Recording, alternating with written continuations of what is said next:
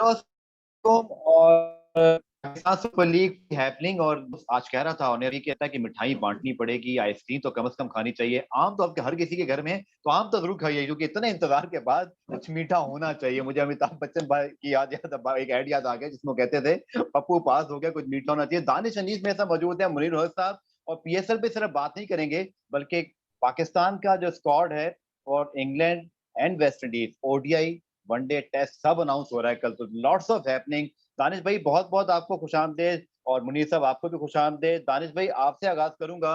Pakistan super league के जितने programme आपने किए हैं, आप चूंकि ज्यादा लंबे चौड़े प्रोग्राम कर रहे होते सुपर में, सारे सुन रहा था, मैं 1 घंटा करता हूँ। आई थिंक इतना ज्यादा क्यूरियोसिटी शायद ही हमने कभी देखी हो किसी भी सीरीज के हवाले से। बिल्कुल, इस बार तो कुछ ज्यादा ही हो गया ना, क्योंकि पिछली दफा भी कोई इतना स्मूथली नहीं हुआ था।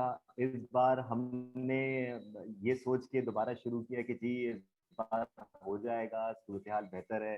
अनफॉर्चुनेट इवेंट्स हुए बीच में, खत्म कराना पड़ गया, तो और ज्यादा हर किसी में ना एक एक एंशियसनेस थी कि होगा या नहीं होगा। But kudos to Pakistan cricket board, I think वो डटे रहे। एक नेवर से डाई एटीट्यूड था उनका कि भाई कराना है। आगे तो नहीं है, बहुत आसान था यार। सबसे आसान काम मेरी नज़र में ये है कि आप कह दें अच्छा भाई नहीं हो सकता, और दुनिया भी आपको कुछ नहीं कहती, क्योंकि ये मसला सिर्फ हमारे साथ तो नहीं था ना, पूरी दुनिया के साथ है। इट्स अ ग्लोबल पैंडेमिक, सिर्फ हमारे साथ नहीं था। तो बहुत आसान था गिव अप कर जाना, but they did not do that. तो hats off to them in my opinion. बिल्कुल दानिश, और आपने ठीक कहा कि शायद किसी काम को ना करना जो है वो आसान होता है, उसकी ठान लेना उसको मुश्किल तरीके से। अब इतने अप्स एंड डाउन आए, बट दानिश मुझे पता है कि इसके बावजूद मैं आपको भी सुनता रहता हूँ, और कुछ आप भी थोड़ा बहुत मेरे ट्वीट्स और चीजें देख लेते होंगे। हम थोड़ा सा डिफरेंट सोचते हैं, बट मुझे लगता है कि ये मिशन अकम्प्लिश होने के बाद भी इनकी खैर नहीं होने वाली पीसीबी वालों की। लेकिन I think they did a good job. वो कहते हैं ना, ऑल।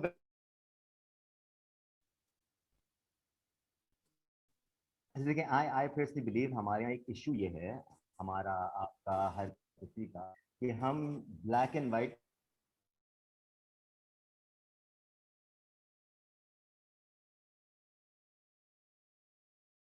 सोचते हैं।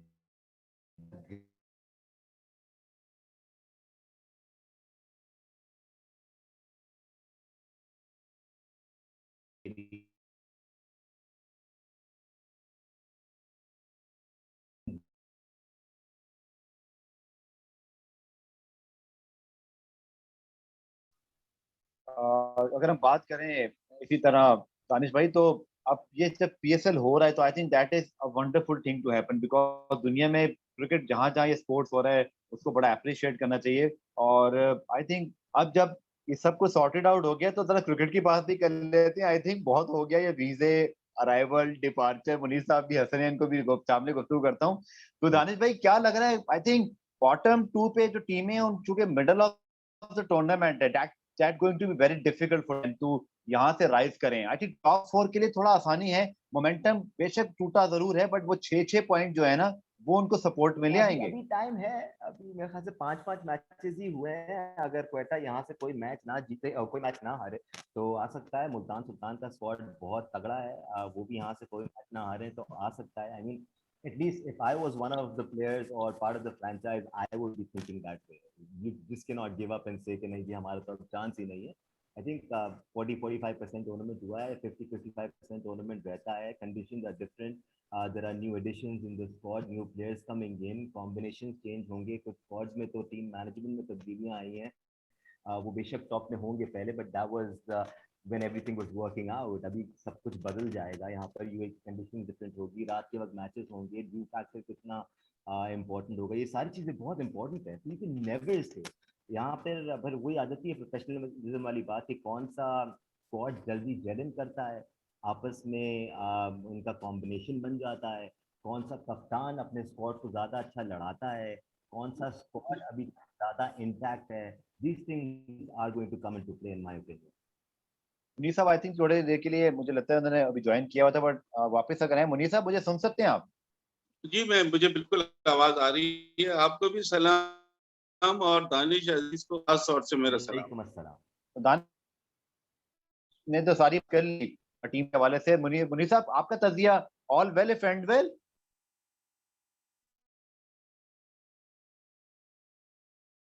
यार देखें, हो गई हैं, लेकिन पीसीबी को सोचना पड़ेगा कि ये सब क्यों हुआ।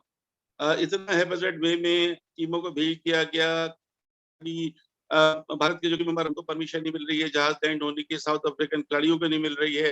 तो ये सारे इशू होने के बाद फिर वो प्रोडक्शन क्रू का भाई उनको भेज देना, ये सारी चीजें हैं जो ठीक है, अबू धाबी की गवर्नमेंट है, सब कुछ है, उनके अपने हैं, कोविड का भी हमें पता जी है। जी लेकिन पाकिस्तान क्रिकेट बोर्ड ने जो कुछ किया है, जो गलतियां हैं, वो सबक सीखने वाली हैं। बाकी जब पीएसएल शुरू होगा तो यकीनी तौर से ये चीजें खत्म हो ठीक है। जाएंगी। और दानिश ने बिल्कुल सही कहा कि कोयटा की टीम को, मैं पहले भी आपसे कह चुका हूँ कि उनके पीछे पलट के देख कोई मौका नहीं है, उनको ऑल आउट जाना होगा। इस तरह मुल्तान की टीम 4 मैच हार चुकी है, उसे भी ऑल आउट जाना होगा। तो इन टीमों के लिए तो डू और डाई है, इन टीमों को तो जीतने ही जीतने अपने मैचेस। अब ये है कि 5 मैचेस उससे पहले जो है वो डबल हेडर्स, हर टीम को 2 हो सकता है कि खेलने पड़े डबल हेडर्स। पहले 5 बजे, यानी पाकिस्तान में शाम 6 बजे जो मैच शुरू होंगे, पहला मैच, तो वहां की गर्मी और वहां की चीजें, ये सारी चीजें देखनी होंगी गफ्फार। लेकिन ये है ठीक कि है। 9 जून से शुरू हो जाएगा, ये मसला खत्म हो जाएगा। कल से एक नया मसला शुरू होगा, वो मोहम्मद वसीम का शुरू होगा कि वो क्या टीम सेलेक्ट करते हैं। और फिर आप और मैं उस पर डिस्कस कर रहे होंगे, बहस कर रहे होंगे कि ये गलत हुआ, ये सही हुआ। मेरा ख्याल है दानिश को आज आप ज्यादा से ज्यादा प्रोग्राम में शामिल करें। बहुत जी जी मैं बड़ा इनका फैन हूँ। और इनके साथ जो साथी हैं, इनके सीनियर साथी अब्दुल माजिद भट्टी, उनसे भी मेरा बड़ा करीबी ताल्लुक है। करीबी ताल्लुक इसलिए कि वो मेरे पड़ोसी भी हैं, मैं ग्राउंड फ्लोर पर रहता हूँ, वो फर्स्ट फ्लोर पर रहते हैं, बस इतना सा ताल्लुक है। और ज्यादा अरसा नहीं हुआ, हमें 35 साल हुए हैं हमारे साथ इस रफाकत को, माजिद भट्टी मुझे, तो ज्यादा अरसा नहीं है 35 साल की। वंडरफुल। तो मैं आप और दानिश ज्यादा बात करें यार, ताकि प्रोग्राम में मजा आ सके। नहीं नहीं, बिल्कुल आप भी बात करें। और अब दानिश भाई, मुझे तो लगता है, मुनीर भाई, आप दोनों तो ये समझते हैं कि जिस तरह का हमने पीएसएल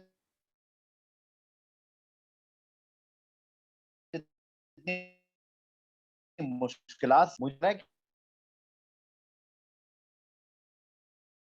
कि मुनीर साहब ने ठीक कहा, पीएसएल की बात तो हम कर रहे हैं, बड़ी अचानक से अनाउंसमेंट भी हो रही है, टीम की 10 कॉन्फ्रेंस होगी। तो दानिश, ये एक बड़ा, मुझे लगता है कि एक तरह से पर्दे के पीछे से कुछ चीज निकल के आ गई, कि ऐसे लग रहा है पीएसएल में जो कुछ हो रहा था, उसके बाद अचानक से स्क्वाड अनाउंस हो रहा है। अभी तो तज्जिए भी नहीं किए थे, अभी तो इन आउट भी हमने नहीं चलाया था, and squad is going to announcement. Frankly speaking अभी तक तो ये भी कंफर्म नहीं था कि हम किस डेट को फ्लाई ऑफ कर रहे हैं इंग्लैंड के लिए। हम उनसे भी तो बात कर रहे थे कि यार आप जिसको फ्लाई ऑफ कर रहे हैं, तो ये बात भी चल रही थी। हैविंग सेड, देखिए जी, चीफ सिलेक्टर अपना काम कर रहे हैं। चीफ ने आज लड़के तलाश करना शुरू नहीं किए। चीफ सिलेक्टर जब से वो आए हैं, वो अपना काम कर रहे हैं। उनके दिमाग में एक सेट ऑफ प्लेयर्स हैं। वो कुछ प्लेयर्स ऐसे भी हैं जो कि हाई परफॉर्मेंस सेंटर में प्रैक्टिस कर रहे हैं, उन पर काम हो रहा है, उनकी भी रिपोर्ट आ रही होंगी। आइडियल वर्ल्ड में तो हम एक्सपेक्ट कर रहे होंगे ये सब हो रहा है और ये सब अपना काम कर रहे होंगे। Again, it's very easy to say नहीं जी, ये अपना काम नहीं कर रहे हैं। You know what I mean? बहुत आसान है ये। बट रिपोर्ट्स आती रहती हैं हमारे पास, पिक्चर्स शेयर होती रहती हैं। I am sure they been thinking about the player. कुछ ऑप्शंस ऐसे भी रहे जो कि डग आउट में रह गए, जो कि खेलने का मौका नहीं मिला, which is also good. Someone like Mohammad Wasim junior, जो हमारे टेस्ट स्क्वाड का भी हिस्सा थे, सीखा होगा उन्होंने, आई एम श्योर। और आगे भी अगर उनको मौका मिलता है तो वो भी सीखेंगे। बट इन प्लेयर्स को ना कहीं मैच मिलना बहुत ज़्यादा ज़रूरी है। आई थिंक बहुत ज़्यादा प्लेयर्स हम भेज के वापस ले आते हैं। उनको एक आध मिलना जरूरी, specially against teams like Zimbabwe who is struggling, जो खुद अपने 5-6 मेन प्लेयर्स डाउन हैं और वो नए प्लेयर्स खिला रहे हैं। You can afford to take a big for Pakistan, ताकि पाकिस्तान को 2-3 साल में कुछ और अच्छे प्लेयर्स मिल जाए। But I think Mohammad Wasim सही मानों में डिजर्व करते हैं थोड़ा सा टाइम। उनके जो पहले 1-2 स्पॉट्स थे वो अच्छे थे, मुझे तो अच्छे लगे थे, उसमें कुछ अच्छे नाम मौजूद थे। वो नाम खेलते में नजर नहीं आए, लेकिन उसमें कुछ अच्छे नाम मौजूद थे। एक मेमोरी क्योंकि मैं काफ़ी सारी चीज़ें देखनी पड़ती हैं और याद करते हैं कि एक्शन स्पॉट बहुत रैपिड हैं हमारे इसमें।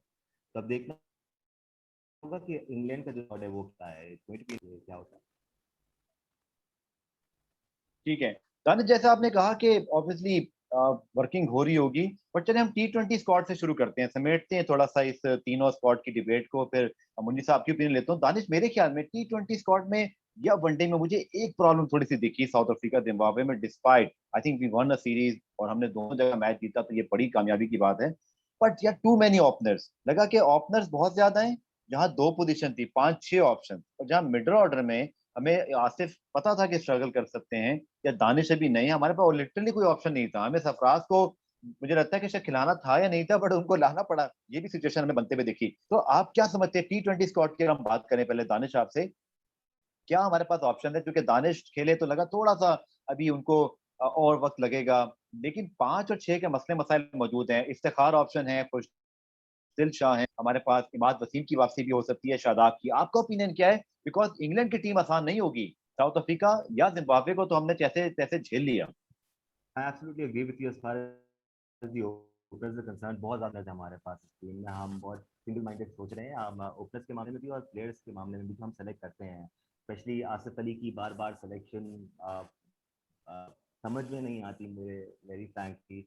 आई अंडरस्टैंड कि वो PSL में अच्छा खेलते हैं, but there are always examples of players जो कि लीग में अच्छा खेलते हैं, वो इंटरनेशनल सर्किट में आके अच्छा नहीं खेलते। Nothing against Asif Ali, talent है बहुत, जब भी PSL में अच्छा खेलते हैं, लंबे छक्के मार सकते हैं जब भी PSL में अच्छा खेलते हैं।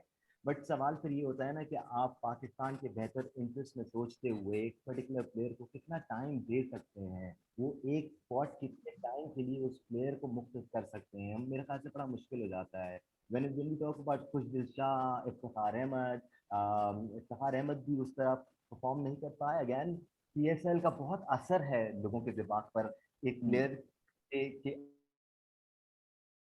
अच्छे और बुरे होने। I think that's a little wrong. और अगर मोहम्मद वसीम PSL शुरू होने से पहले टीम अनाउंस कर रहे हैं, तो वो ये एग्जाम शायद इंडिकेशन भी दे रहे हैं कि I don't need to rely on PSL performances to announce the squad, I can announce the squad based on my workings and what I've seen in the domestic circuit. I think it's a good call. It's not a bad call in my opinion. बिल्कुल और आपने ठीक कहा। हाँ, coming back, जी जी। मैं आपने दो तीन चीजें मुझसे पूछी थी, पहली बात से रह गया। जो जो हमारा मिडिल ऑर्डर है ना, उसमें I personally believe Mohammad Nawaz बहुत स्पार्क ऐड करते हैं, because that's not Mohammad Nawaz is a wicket taking bowler as well. He can turn the ball, he's clever, और वो तेज भी खेलना जानते हैं, रुक के खेलना भी जानते हैं, अच्छे पक्के प्लेयर हैं। क्वेटा ग्लैडिएटर को भी सर्च किया है उन्होंने, और समझते हैं गेम को। मेरे ख्याल से नवाज को टीम में होना बहुत ज़रूरी है। और साथ साथ अगर हम आसिफ अली की जगह और खुशदिल शाह और इफ्तिखार की जगह कुछ ऑप्शन सोचें, तो मेरे ख्याल से बड़ा मुश्किल हो जाता है हमारे लिए, बिकॉज हमने इतने ज़्यादा प्लेयर्स को, दीगर प्लेयर्स को, इनको तो आजमा लिया बहुत दफ़ा। इफ्तिखार बार बार आ जाते हैं, बार बार आ जाते हैं, आसिफ अली बार बार आ जाते हैं, किसी और को चांस नहीं मिल रहा। एक ये मसला है। एक और मसला ये है कि जो आपके टीम में ऑलराउंडर हैं, उस पे आपको सोचने की जरूरत है कि आपके पास क्या ऑप्शन है, बिकॉज कुछ भी हो सकता है, क्रिकेट का खेल है, इंजरीज हो जाती हैं, प्रॉब्लम हो जाते हैं। You need to have a backup plan for Faheem Ashraf as well, an impact player who can take wickets and who can score runs as well. Faheem Ashraf T20 में बहुत स्ट्रगल करते आए हैं as a batsman, as a जी bowler wicket नहीं पास। हमें सोचना पड़ेगा, हमें हमें नामों से आगे जाके सोचना पड़ेगा, आई थिंक। बिल्कुल। दानिश, वैसे अगर मैं आपसे पूछूं T20 और वनडे, चूंकि हमारे पास एक सेम सेट ऑफ प्लेयर्स ही है, वनडे में मुझे एक चीज मेरे ذहन में जरूर आती है दानिश के, हफीज से हमने पूछा भी और कुछ और इंटरव्यूज में मैंने सुना, he is willing to play in ODIs।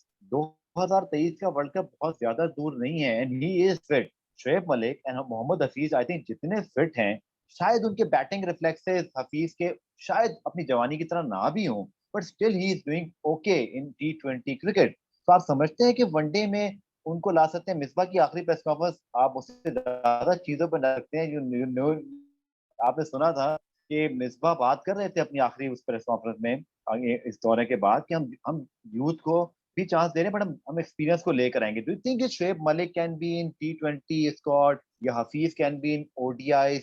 उनकी बात से तो यही दो इशारे मिलते हैं, या शायद इमाद वसीम की जानिब इशारा था, क्योंकि फास्ट बॉलिंग में तो उनके पास ठीक ठाक ऑप्शन है। दानिश, आप उस स्टेटमेंट को मिसबा की अगर देखें तो क्या एक्सपेक्टेशंस रखेंगे In आप? my personal opinion, going against anybody or anything. Hafiz definitely T20 squad का हिस्सा बनते हैं.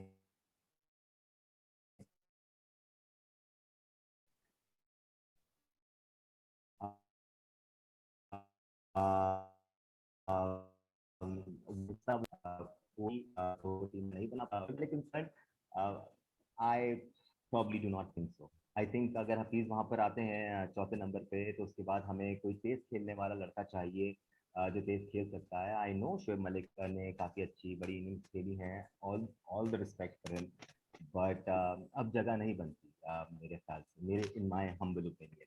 So that's my two piece on it, and I'll keep it. ठीक है, आखिर में टेस्ट स्क्वाड की बात करते हैं दानिश, क्योंकि वहां तो हमने 2 टेस्ट मैचेस खेले और वहां पे ठीक ठाक परफॉर्मेंस रही है, लेकिन ऑब्वियसली बहुत वीकर ऑपोजिशन थी.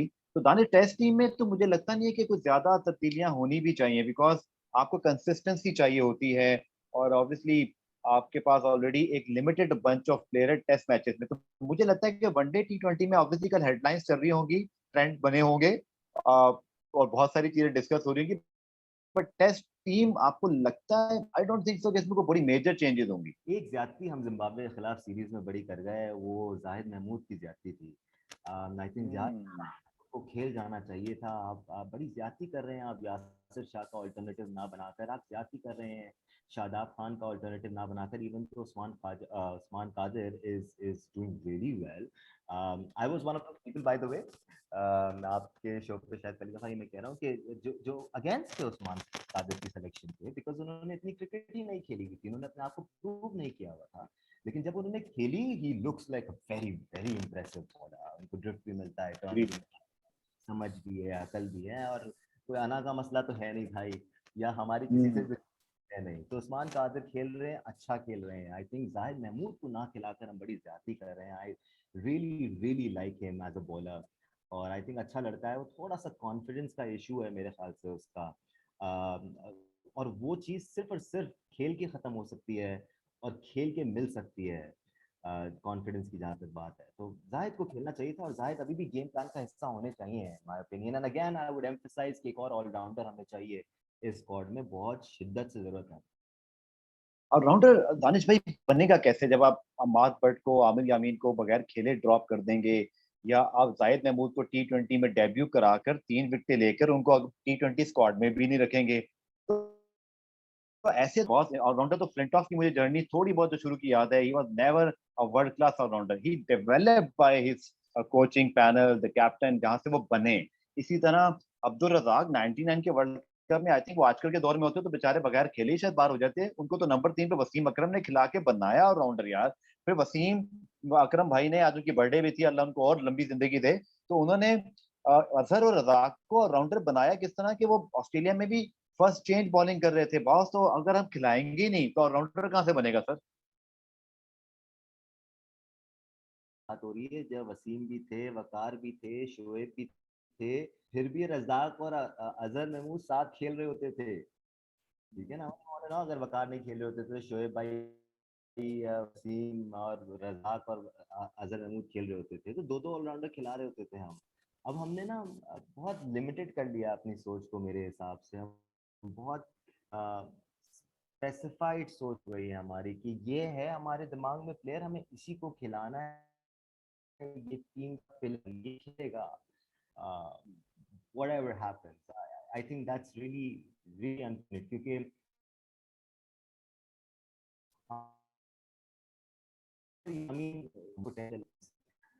हाँ मैं मानता हूँ कि अम्माद बट को मिले एक दो मौका के साथ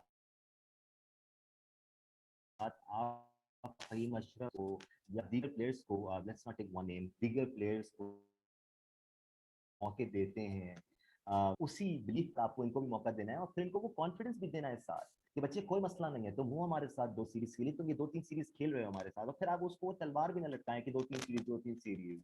आप उसको कॉन्फिडेंस तो दें, ये परफॉर्म करेंगे, अच्छे लड़के हैं, तो आई थिंक चांसेस मिलने वाली बात है. फिर ये एक बात भी आ जाती है कि भाई किस किस को चांस देंगे, पाकिस्तान की टीम है यार जो डिजर्व. बिल्कुल आप ठीक है. मुनीर साहब आप हैं, छुप जाते हैं, आप आते हैं फिर गायब हो जाते हैं, अगर है तो आवाज दीजिए जरा. नहीं, मैं बिल्कुल हूँ और मैं आप दोनों की गुफ्तगू को बहुत गौर से सुन रहा था। बहुत अच्छे तज़किये दे रहे हैं दानिश भी और आप भी बड़े अच्छे अमीर सवाल भाई कर रहे हैं। तीनों स्क्वाड पर लेकिन मैं आपका तज्जिया सुनना चाहूंगा, डिटेल तज्जिया। तीनों स्क्वाड कल मुझे अनाउंस हो रहे हैं, क्या आप मु एक्सपेक्ट कर रहे हैं तीनों स्क्वाड में? मुझे मुझे सिर्फ ये बताएं कि आप तब्दीली कैसे करेंगे इस स्क्वाड में। वहां के बाद तो कोई सीरीज नहीं हुई, कोई पीएसएल नहीं हुआ, कुछ नहीं हुआ। आप सिर्फ ये तब्दील कर सकते हैं कि जिन खिलाड़ियों ने वहां सही नहीं खेला, लाइक दानिश अजीज या एक आध और, उनको तो आप रिप्लेस कर सकते हैं। लेकिन जिनको आपने वहां मौका नहीं दिया या जो वहां परफॉर्म कर रहे हैं उनको तो आप चेंज नहीं करेंगे। मुझे बताएं बिल्कुल। मोहम्मद वसीम की टीम में तब्दीली क्या आएगी। देखिए मैं आपको बताता हूँ, शादाब खान की वापसी डेफिनेट हो जाएगी, वो फिट है तो ठीक है। उसके बाद इमाद वसीम की वापसी के भी अच्छे चांस है, ऑल्दो रहेंगे नवाज भी, लेकिन इमाद वसीम भी आ सकते हैं। अभी इनको प्रूव करना है बहरहाल पीएसएल में, तो उनकी वापसी हो सकती है। उसके बाद सोहेब मकसूद, इनसे मुझे बड़ी उम्मीद है। अगर हम वनडे की बात करते हैं, इनको लेना चाहिए। उसके बाद 3 ऑलराउंडर्स हैं आपके पास, हम्माद आजम, आमिर यामीन और अम्माद भट्ट। आपको देखिए ऊपर से तो फरिश्ते तो लाके नहीं देंगे, जो आपके पास पोटेंशियल है, जो टैलेंट है, उसी में से आपको ग्रूम करना पड़ेगा ना। अभी दानिश ने कितनी अच्छी बात की कि जितने मौके आपने फहीम अशरफ को दिए या इफ्तिखार को दिए, उतने मौके अगर आप इनको देते तो शायद एक और हमें अच्छा ऑलराउंडर मिल जाता। तो ये मुझे ये उनकी ही टीम है, उसी में अगर वो खामियां निकालेंगे तो भी उनके ऊपर उम्मीद देंगी। मैं बड़ा रिगार्ड करता हूँ मोहम्मद वसीम का, आपको खुद पता है मैं उनका कितना बड़ा फैन हूँ इस हवाले से कि उन्होंने एक इनोवेशन की, एक नई चीज दी है कि उन्होंने उन खिलाड़ियों को लाया जो डोमेस्टिक में परफॉर्म करते थे। वो पुराना भी अभी तक चलता है, काफी आते। तो शोएब मलिक का ऑल्दो दानिश अजीज ये कह रहे हैं कि शायद उनके साथ नहीं है, लेकिन मैं समझता हूँ कि T20 में अभी भी मौका मौजूद है। वो ट्वीट उनकी मिसबा की के हवाले से कुछ तो एक अलग इशू है, लेकिन एक मौका इंग्लैंड की सरजमीन पर खास तौर से T20 में दे देना चाहिए शोएब मलिक को। कोई अभी हम फाइनल टीम तैयार करने नहीं जा रहे हैं, क्योंकि 5 हमें वेस्ट इंडीज में T20 खेलने हैं, यहाँ ऐसे भी T20 है।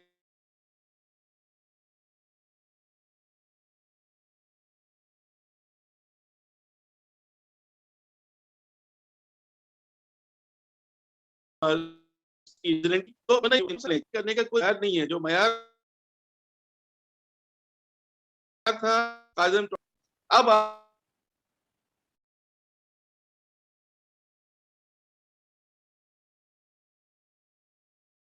कौन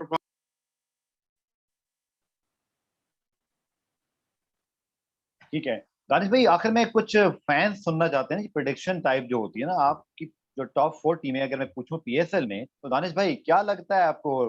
टॉप 4 मुझे तो लगता है कि उनको बहुत एडवांटेज है, बट ऑब्वियसली एक नया स्टार्ट होगा। यू नेवर नो कि 2 मैचेस नीचे वाली टीम जीत के उनके 6 पॉइंट हो जाएं,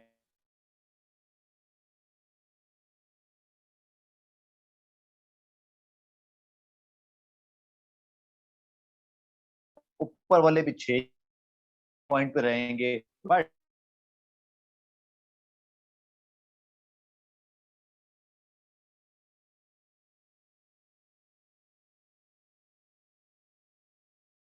अभी जो है थोड़ी सी बात आ जाते हैं।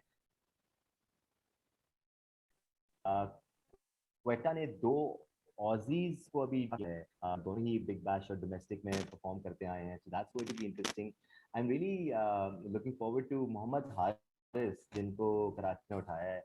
और मोहम्मद हारिस अंडर 19 के ज़माने से मुझे बड़े इम्प्रेस करते आ रहे हैं, और आई थिंक क्वालिटी की जगह उनको जगह मिलती है नहीं मिलती है, फिर ये देखना होगा। तो रिजवान को जगह नहीं मिल रही थी, तो हारिस को कहाँ मिलेगी, तो बड़ा मुश्किल हो जाएगा। But I think Karachi Kings, Lahore Qalandar chance है जी। लाहौर कलंदर पिछली दफ़ा फाइनल रह गया था उनके पास तो, लेकिन उनके पास भी चांस है। और Islamabad United of Hasan Ali, Shadab Khan and Faheem Ashraf, United के तो फिर किंग है नहीं है। उस टीम में देर एट द बेस्ट, आपको नज़र आ रहा होता है कि सब कुछ सही चल रहा है, मशीन बिल्कुल सही वर्क कर रही है, तो वो विकेट भी मिल जाती हैं और रन भी स्कोर हो और जाते हैं। वो तो ऐसी मजा, but I think Asif Ali भी ठीक काम कर जी जाते हैं। एग्जैक्टली, बट इस्लामाबाद यूनाइटेड के मामले में I think it's going to be very important कि शादाब खान टॉप 4 खिलाएं। I personally believe that. I think दुनिया भर से आपने इतने प्लेयर्स अच्छे जमा करके, अपने टॉप प्लेयर जमा करके एक बेहतरीन स्क्वाड बनाया है जिसमें टॉप 4 का एक स्पेसिफिक रोल है। आप उनको उनका रोल प्ले करने दें। You do not promote yourself and even though you played a couple of good innings, you do not do that। आपको ये नहीं करना चाहिए और रिस्पॉन्सिबिलिटी दें अपने टॉप 4 को। तो मेरे ख्याल से Islamabad United can be a big threat in this PSL. ठीक है दानिश, बहुत बहुत शुक्रिया। आखिरी सवाल भी ये मेरा मुनीर साहब से होगा। मुनीर साहब, कोई 4 टीमें फिलहाल टूर्नामेंट के आगाज में बताइए। मुझे पता है ये वाली वीडियोस बड़े काम की होती हैं, अगर वही 4 टीमें आ गई तो हम बड़ी खुशी से इसको बार बार लगाएंगे, नहीं आएगी तो छुपा देंगे, क्या मसला है? यार देखिए, कराची, लाहौर, पेशावर तो मुझे लग रहा है कि प्लेऑफ्स के लिए क्वालिफाई कर लेंगी। बाकी 3 टीमों में इस्लामाबाद, मुल्तान और कोयटा। तो मेरी तो ख्वाहिश है कि मुल्तान पहुंचे, बट लुक्स लाइक कि शायद इस्लामाबाद पहुंच जाएगी। तो 3 तो मुझे सही लगती है, चौथी का थोड़ा सा मुझे डाउट है। माई विश इज के मुल्तान पहुंचे और अच्छी कोशिश करें, मोहम्मद रिजवान, और नए तरीके से टीम को लीड करें, लेके जाएं। सरफराज के लिए भी बहुत अच्छी बेस्ट विशेष। लेकिन अगर 4 टीमों की बात करते तो फिलहाल चूंकि टूर्नामेंट में 14 मैचेस तो हो चुके हैं ना, बिगनिंग से जी तो जी, कोई चीज हो नहीं रही है। तो वो पॉइंट्स पे जो टेबल पे टॉप पे हैं, उनको बहरहाल आपको नंबर्स देने हैं, और उनको उसी वजह से हम ये बात कह रहे हैं। बिल्कुल ठीक जनाब। और मैं भी बता ही देता हूँ, अगर मेरी भी चारों टीमें लग गई तो मैं भी ये क्लिप जो है उठा के ट्वीट कर दूंगा, नहीं हो तो यही मेरे ख्याल में। आज मैं बड़ी अनहोनी बात कर रहा हूँ, मुझे लगता है दानिश और मुनीर भाई के कोयटा ग्लेडिएटर्स, जो उनके पास एक है ना नेवर से डाई एटीट्यूड, और फिर जिस तरह जनाब वीजा नहीं मिल रहा था तो हम खेलेंगे नहीं, मतलब ऑब्वियसली उनके कप्तान हैं तो वो आए हैं, और मुझे लगता है कि फाफ हैं आंद्रे जो कि 2-3 मैचेस के लिए हैं, बट स्टिल मुझे लगता है कि कोयटा मजा आएगा कि वो टॉप 4 में आ जाए, और मुझे लगता है कि वो आ जाएंगे, कुछ ना कुछ ऐसा होगा। सलमी, कराची ने जो बात की, मुनीर भाई ने बात की, जो मेरी 4 टीमें, देखते हैं किसकी 4 टीमें, बट आप भी अपनी 4 टीमें जरूर बताइएगा और इस वीडियो पर कमेंट जरूर कीजिएगा। दानिश भाई ने हमें ज्वाइन किया, उनके कमेंट्स पर, मुनीर साहब की कमेंट्स पर आपने कोई इधारे ख्याल करना हो तो जरूर कीजिएगा। दानिश भाई, थैंक यू सो मच, आपको प्रोग्राम में आज हमने बुलाया और आप आए, आपका शुक्रिया, बहुत अच्छा लगा आपसे बात करके, और इंशाल्लाह आपको दोबारा भी आने की जो है दावत और जहमत देते रहेंगे। Thank you so much Abdul Ghaffar, बहुत शुक्रिया आपका। Thank you so much Munir भाई। मुनीर साहब आपका भी बहुत बहुत शुक्रिया, दानिश आपका भी बहुत शुक्रिया, और बहुत जिन लोगों ने शुक्रिया। वीडियो देखी जरूर चैनल को सब्सक्राइब भी कीजिएगा, अपना कमेंट जरूर दीजिएगा, बिकॉज आपके कमेंट से हमें फीडबैक मिलता है और हम उससे भी ऑब्वियसली कुछ सीखते हैं। दानिश, मुनीर भाई, अगेन आप सबका बहुत बहुत शुक्रिया देखने वालों का, अपना ख्याल रखिएगा, टेक केयर, खुदा हाफिज। अल्लाह।